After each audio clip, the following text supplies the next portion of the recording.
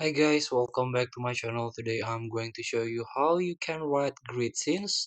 This is four elements that very important. You can master this four element of scene that enhance your fiction writing here. So let's get started. The first element is that's very important to do is your dialogue. What makes your dialogue compelling? Have you ever stopped and read your favorite scene of dialogue? So there are a few key ingredients. So you can learn about these four elements in laboratory.com. So this is a first preference. So you can learn about these four elements.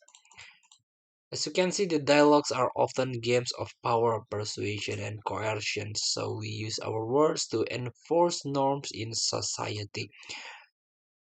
And the second element, this is the example of the dialogue, the action itself. The action is not necessarily violence, action is also motions. It's everybody talks, it's moving around the space, inhabiting it.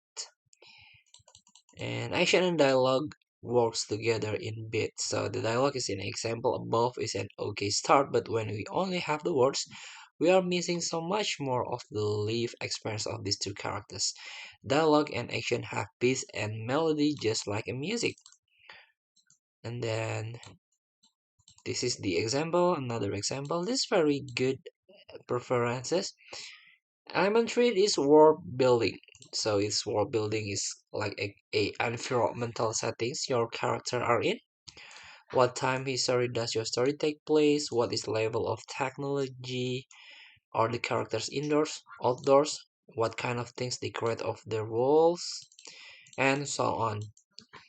And the last one, and the last element is internal life. Internal life is what's happening in the character's mind. So what character thought and feelings, how they think about what the other person just said, how they feel about the place, the weather, the political situation, and so on. So you can read about these all four elements. Thank you for watching. Don't forget to comment, like, and subscribe, and so click this button below. See you in the